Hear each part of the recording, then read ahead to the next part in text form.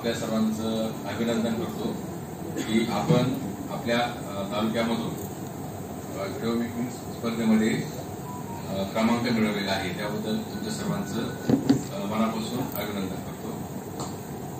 2023 मध्ये या स्पर्धा घेतल्या होत्या आणि त्याचा निकाल आणि पुरस्कार तुमच्यापर्यंत यायला 1.5 वर्ष लागले।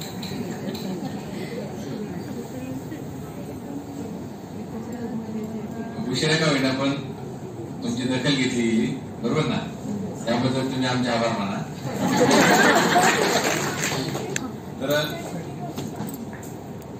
आपली शिक्षण प्रक्रिया जी आहे ती पण आपण विद्यार्थ्यांसाठी ही शिक्षण प्रक्रिया या ठिकाणी अध्यापन प्रक्रिया प्रभावी व्हावी यासाठी जे काही आपल्याला करता येईल ते आपण करत असतो आणि त्याचाच एक भाग म्हणून शैक्षणिक साहित्य आपण वापरतो आणि त्यासाठी व्हिडिओ मेकिंग स्पर्धा आयोजित केली होती। त्याच्यामागचा प्रमुख उद्देश होता आणि त्यामध्ये तंत्रस्नेही शिक्षकांनी, आपण सर्वजण तंत्रस्नेही शिक्षक आहात त्याच्यामुळे तुम्हाला हे काम करता आलं। खूप चांगला प्रतिसाद आपल्या झोनमधून इतर झोनच्या तुलनेत खूप चांगला प्रतिसाद आपण सर्वांनी दिला आणि चांगलं काम व्हिडिओ मेकिंग मध्ये तुम्ही केलं।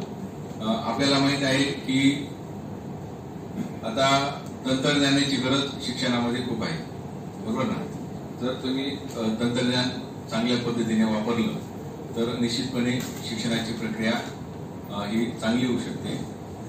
नुसतं आपण विद्यार्थ्यांना व्याख्यान दिलं तर ते इतकं प्रभावी होत नाही, परंतु ते त्यांना आपण शैक्षणिक साहित्याच्या माध्यमातून दिलं किंवा कृतीयुक्त त्याला अनुभव दिले तर ते विद्यार्थ्यांच्या जास्त लक्षात राहतं।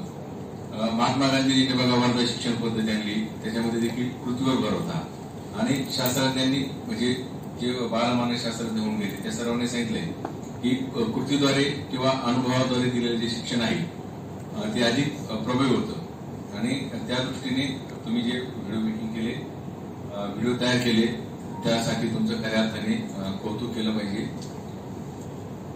आपण आता 21व्या शतकामध्ये आहोत आणि यामध्ये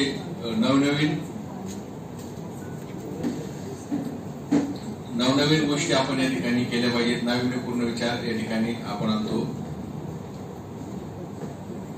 बघा, नवीन विचार करायचा किंवा नवीन गोष्टीचा शोध लावायचा म्हणजे शास्त्रज्ञांसारखं त्यांनी खूप मोठा शोध लावला असा मोठा शोध नाही लावायचा। जे दैनंदिन काम करत असताना आपलं कामकाज सुकर व्हावं, सुलभ व्हावं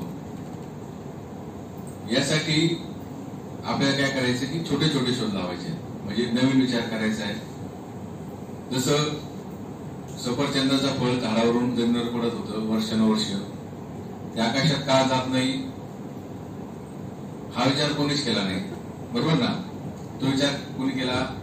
न्यूटनने केला आणि गुरुत्वाकर्षण शक्तीचा शोध लागला।